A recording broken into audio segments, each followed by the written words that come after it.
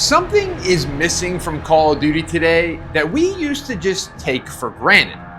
It's not the gameplay, it's not the removal of the social atmosphere, it's not even the casual vibe of the old matchmaking models. It's aura, a personality, and an identity. Each COD used to have this incredible texture to it, a vibe, a military fantasy that made every entry in the golden era feel unique. COD didn't just give you guns to shoot, it made you feel like you were stepping into a war movie, a secret op, or the very near future of warfare. But somewhere along the way, that aura died.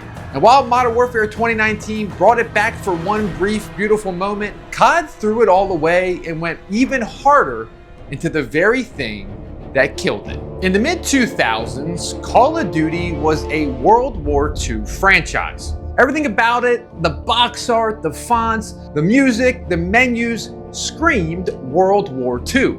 And it was a good one. People respected Call of Duty for being one of the most cinematic, polished World War II shooters that you could buy.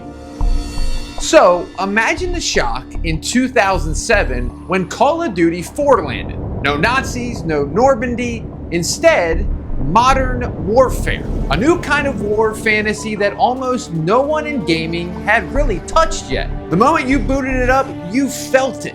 The soundtrack was this blend of espionage thriller strings, crackling radio noises, and this constant clicking like beat, quiet, tense, and paranoid. It built the feeling that you just weren't starting a game, you were being deployed. Even the menus sold the fantasy. Every click was like a radio toggle, a squelch of static, a sharp computer chirp. The menu had a silhouetted soldier looming in the background, a helicopter hovering behind him. You weren't in Normandy anymore. You were about to drop from the sky into the Middle Eastern city streets. Night vision goggles, laser sights, portable comms, tier 1 operators with tactics that made you feel like you had seen the nightly news in the 2000s. And that title wasn't just a label. Before Modern Warfare became a brand, it was a promise. Call of Duty 4 Modern Warfare. And that's exactly what it delivered. The Modern War fantasy brought to life for the first time. The following year, Treyarch took the formula of Modern Warfare and asked a bold question. What if World War II wasn't noble? What if it wasn't heroic? What if it was a nightmare? Up to this point, most World War II games carried a sense of honor. The orchestra music swelling with the trumpets, the soldiers were portrayed as this brave and heroic fighting for freedom, and it made sense in a way of paying respect to the men and women who sacrificed everything to give us the freedoms we sometimes take for granted. But World at War wanted to show another side of war that gaming generally doesn't touch on, the painful side and the hellish side. The tone is set the second you boot up in the game. Even the company logos don't play normally. They're projected on a flickering film reel, intercut with flashes of real historical footage. And then the main menu appears.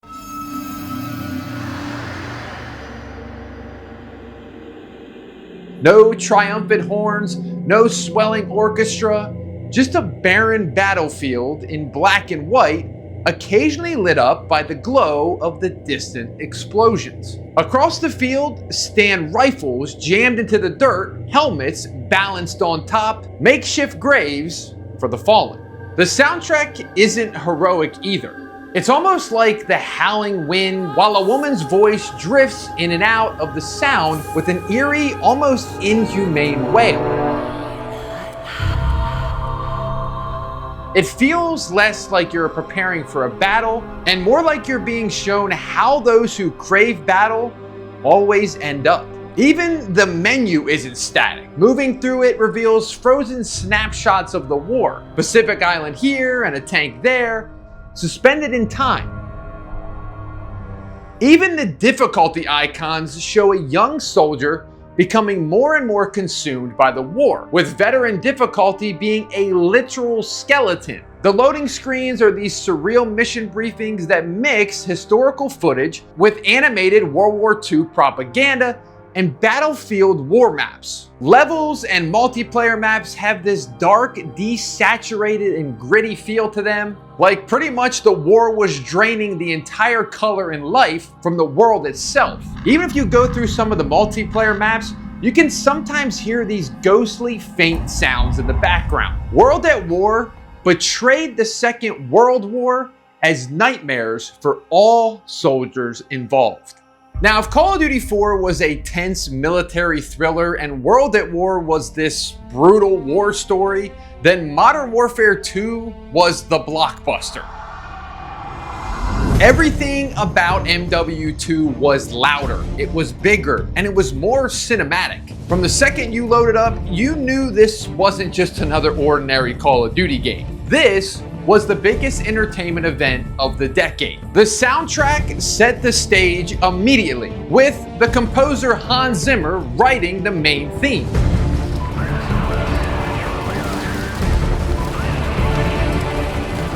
It was the Hollywood-sized kind of music you'd expect behind a summer action movie trailer. The menus kept the military aesthetic alive, but with this bold cinematic palette of blues, yellows, and greens, even down to the news channel ticker scrolling your stats across the bottom of the screen. The game radiated confidence, from the heavy metallic clank of players loading into the lobby to the satisfying guitar riff when you ranked up. Every sound reinforced the fantasy. Calling in a kill streak wasn't just pressing a button. You'd get a small sound of the gears and motors of a sentry gun locking into place, the engines of a precision airstrike roaring to life, and of course, the chilling alarm of that tactical nuke. And I'm not gonna lie, this is the game where COD perfected that hit marker sound effect. Sound design, texture, aura, these were the things that Modern Warfare 2 felt almost precision engineered to excel at. If Modern Warfare 2 was a blockbuster action movie, then Black Ops was a paranoid psychological thriller. From the moment you booted it up, you weren't just looking at a static menu. You were strapped into an interrogation chair. A wall flickering of monitors glowed around you, showing this historical footage of JFK, the Soviet Union, soldiers in Vietnam, and a faceless voice barred questions from behind the glass. Who are you working for? Drugs, medical equipment for torture, and syringes sat on the tables nearby, and a blurry haze of numbers danced faintly in the background. The atmosphere wasn't exciting, it was unsettling. Instead of any kind of music, the soundtrack was a little bit more than a low drumming hum noise, broken only by the occasional sharp noise of your captor's voice. It instantly set the stage. You weren't a soldier about to go to war, you were a prisoner, and the campaign was your confession. The tone carried through everything. Missions were framed as memories, filtered through the unreliable lens of a tortured mind. The loading screens weren't dossiers or mission briefings. They were scratchy historical feeds, scrambled numbers, and grainy photos stamped classified. Even as you played, voices cut in over the action, reminding you that none of this was stable and that you were recounting and reliving and maybe even hallucinating. Black Ops had an aura of secrecy and distrust. This was the Cold War at its dirtiest. Covert operations the government would deny, and a time of nations not trusting anyone, including their own. The multiplayer portion of Black Ops, it just rocked, man. You could get these contracts that would pay out COD points for you to spend on your weapons and perks and attachments, and these were from a better time when COD didn't have microtransactions. The COD points and the contracts just gave you the vibe of you buying your own military gear off the books. To summarize, it really just gave players that Cold War fantasy, letting them feel like players in the mind games of the CIA and the KGB. If Call of Duty 4 introduced a generation of players to the modern setting, then Black Ops 2 introduced them to the near future. Remember when I said that World at War's boot up was a fractured film reel? Well, BO2 opened with this holographic pop-up and computer beeps. the screen flickering with futuristic displays that show Treyarch's logo, before suddenly cutting to archived Cold War footage tying the Black Ops 2's future back to the Black Ops 1's past.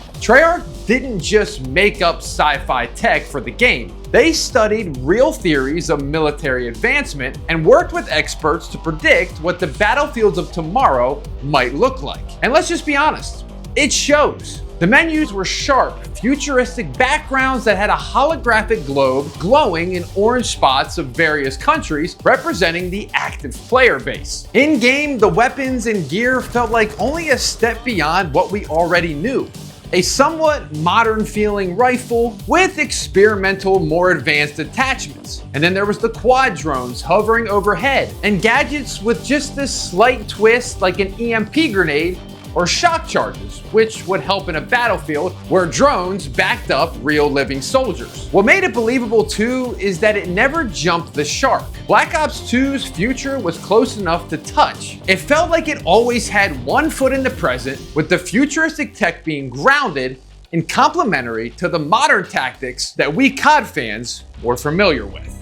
Now, Call of Duty Ghosts was technically set in the modern day, but it found a clever way to separate itself from the Modern Warfare series. It's a war that was already lost. The America you fought for wasn't strong or dominant, it was broken. Maps weren't active battlefields. They were ruined, abandoned gas stations slowly being reclaimed by nature. The weapons also felt a little less cutting edge. It's almost as if they were using whatever scraps the US could still deploy. It was Modern Warfare, but in a state of decay. That atmosphere the game tried to make gave Ghost a distinct survivalist vibe. The multiplayer menu soundtrack even had a wolf howl mixed into the music, reinforcing that this sense of being both a hunter and the hunted. And dogs weren't just cosmetic. They were companions in the campaign and even a kill streak in multiplayer, driving home that combat is being reverted to a more primal form. When the institutions are gone, when the nation had already collapsed, the War of COD Ghosts became something more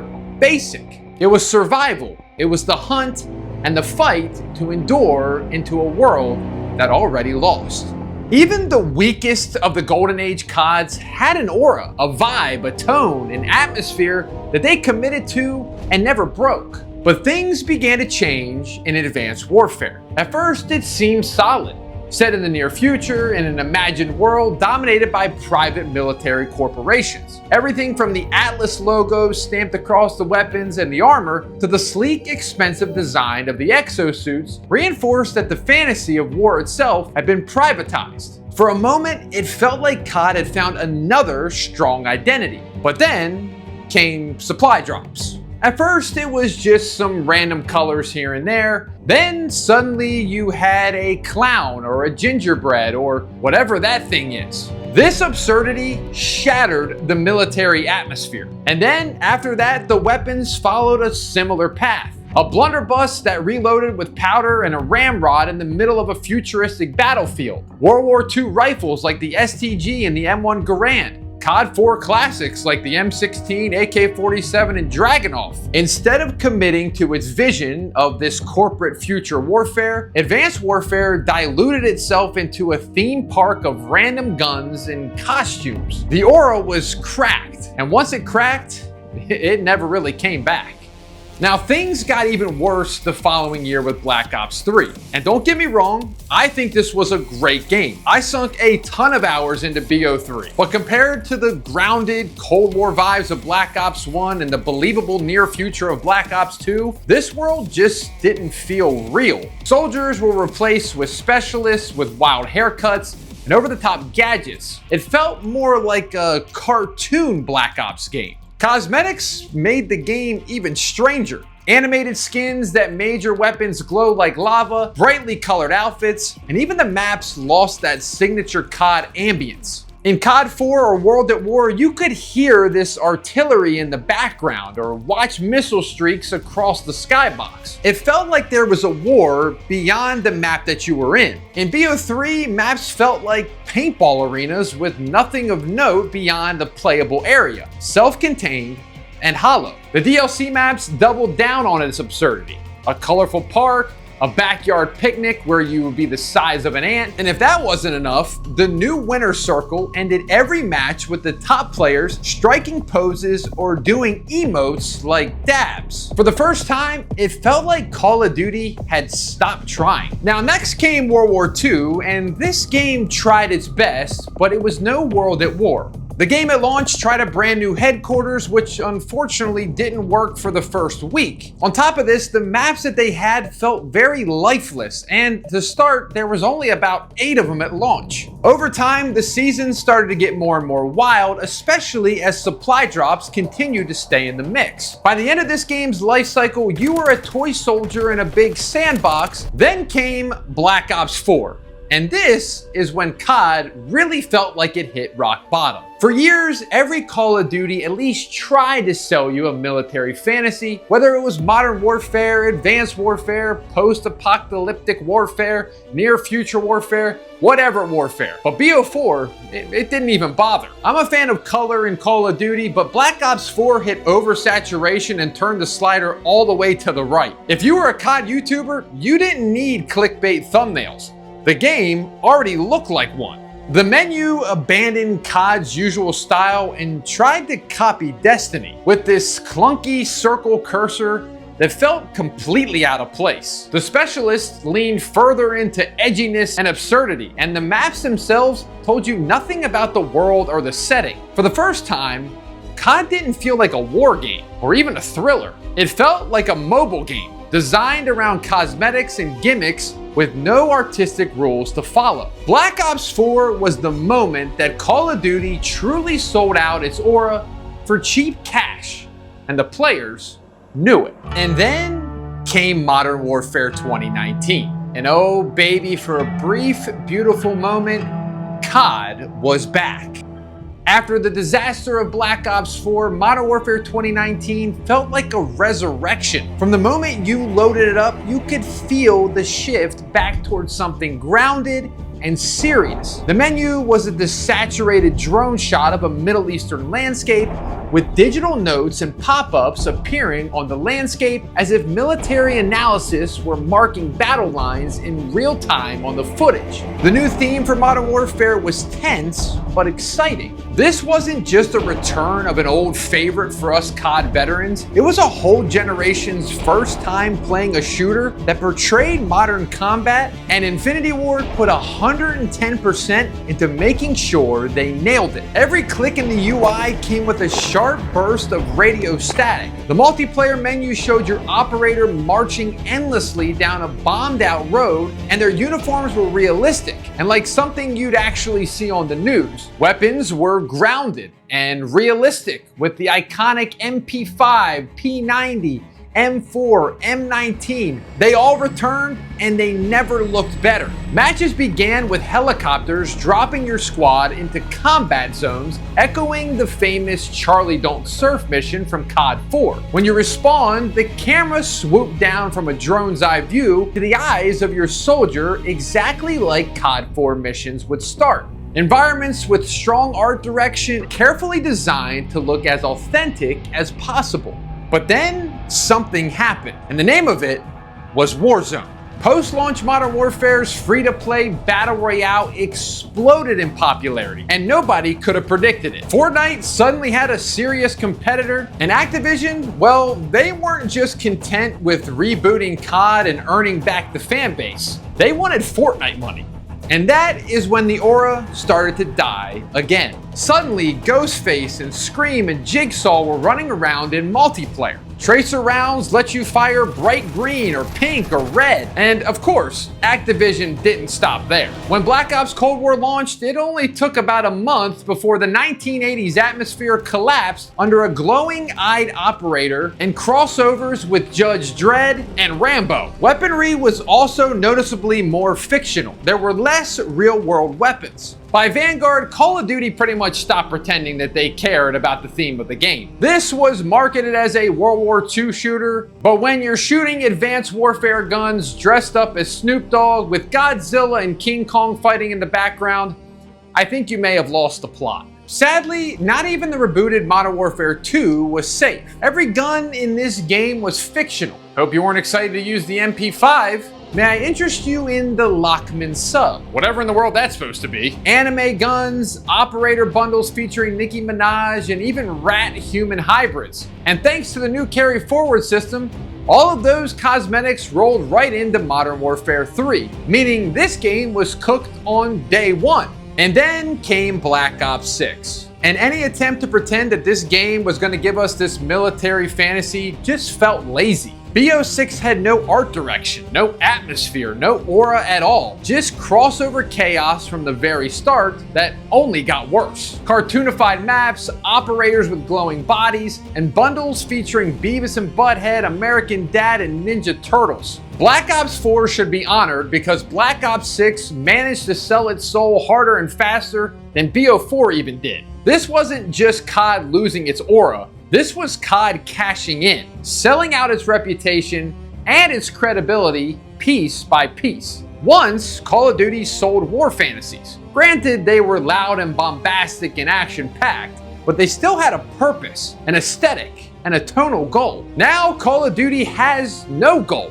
It seems like it's a mobile game with no art direction, no atmosphere, in-game ads for in-game purchases with cartoon entities that aren't even human. UI design, sound design, setting, atmosphere, COD doesn't seem to care at all. Even the weaponry that felt so grounded in MW19 is gone. It's true, gameplay is king, but you know something? What's the point of good gameplay if you don't also have a good, strong presentation to go with it? What's the point of the slickest and smoothest gameplay if the game is called Modern Warfare and looks like Fortnite? So that brings us to today. The Black Ops 7 multiplayer trailer just got revealed, and we know it to be a Black Ops 2 sequel that we've been waiting for forever. This setting is in the near future as well. But the true question is that what it'll be a month after release? Thanks for watching, and we'll see you in the next one.